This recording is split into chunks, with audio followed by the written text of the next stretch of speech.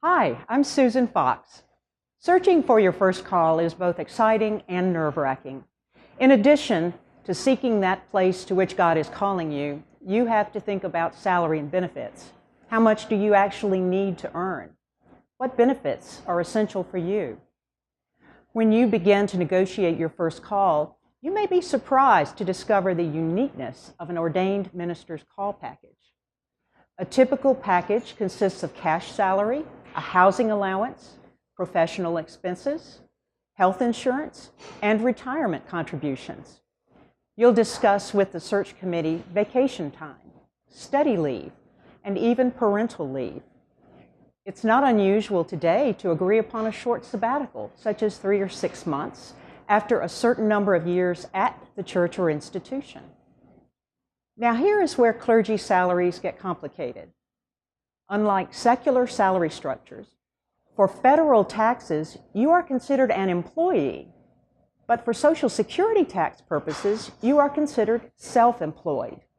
You will need to pay quarterly estimated taxes as an ordained person, so budgeting wisely for this every 3-month hit is important. How you structure your salary package will have important tax ramifications. To negotiate well and to maximize clergy tax benefits, you must learn a new vocabulary. In this brief introduction, I cannot take the time to define the following terms, but the accompanying PowerPoint explains them. Here are some of the terms you will be hearing: effective salary, housing allowance, professional expenses, manse or parsonage, home equity allowance, SECA, or the Self-Employed Contributions Act, presbytery minimum, and that is a Presbyterian term in case you hadn't figured that out. The bottom line is that clergy taxes are complex. My best advice? Every year, purchase Richard Hammer's book, Church and Clergy Tax Guide. It contains all the tax code relevant to clergy taxes for the current tax year. It is also understandable. However, unless tax preparation is one of your gifts, if possible, hire a tax preparer who understands clergy taxes. It will save you time and possibly your sanity. Let's turn to some essential information about negotiating. There are variations in what churches across the country offer as salary packages for similar positions due to several reasons. First is the cost of living in their geographic area.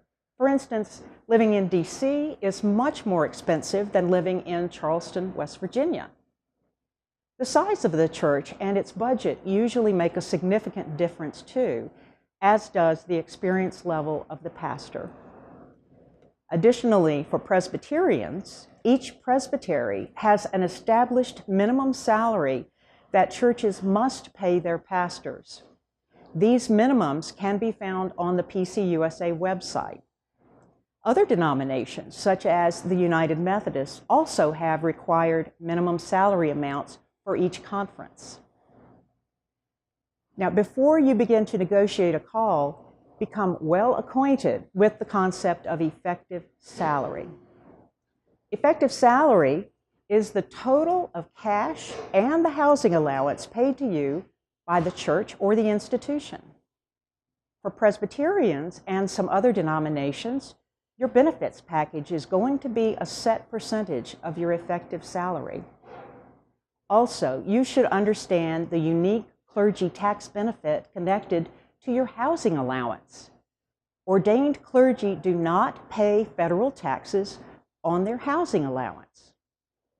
But to take advantage of this very significant benefit, every year you must estimate your housing expenses before the new year begins, and the church and institution must document the estimate.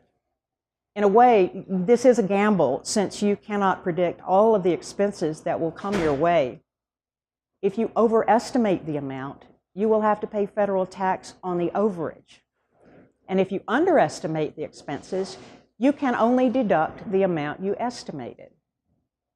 To become familiar with the concept of a clergy housing allowance, Go to your denomination's pensions website or to Hammer's tax guide and study what can be included.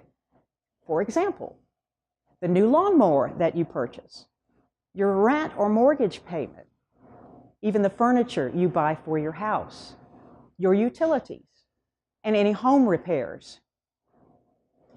In summary, become familiar with the terms related to clergy salary.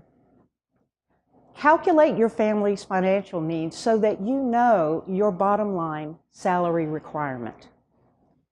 Don't hesitate to ask the search committee or judicatory representative or a tax accountant questions about your salary structure before you commit.